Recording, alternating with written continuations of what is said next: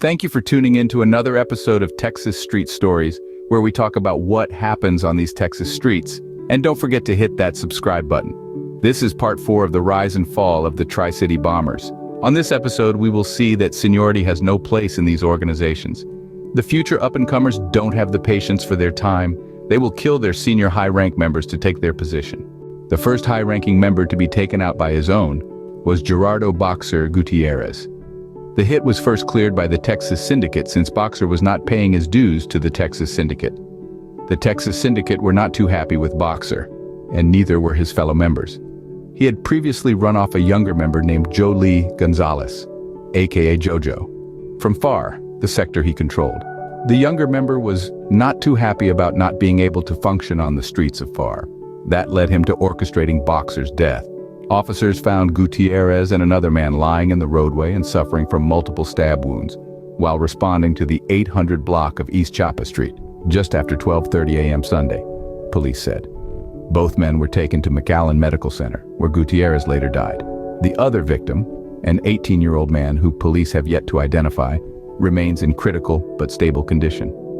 Investigators do not believe the slaying was a planned hit or even necessarily gang-related, but said on Monday that the opposing affiliations of the accused and his victim may be too much for either group to ignore. Generally speaking, when you have one gang member attacking a member of another group, there will be some sort of retribution, said Hidalgo County Sheriff Lupe Trevino, whose gang unit is assisting local police with the murder investigation. But despite past incidences of violence, people targeted in such attacks are almost always involved in illegal activity themselves, he said.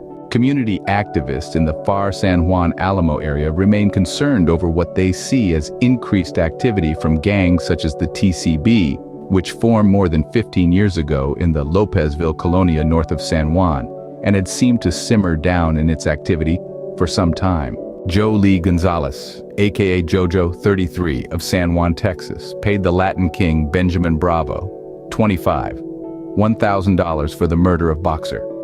They used the girl to lure Boxer out of his house, where he was ambushed and stabbed to death. When the police report came out, it read that the stabbing was over a female. The Latin King was later informed on by the member that orchestrated the hit to take the fall. A Latin King that later became a member of PRM set the truth straight. This shows you that in these types of organizations, it's a dog-eat-dog world. They will take you out to take control of what you have. They killed the president.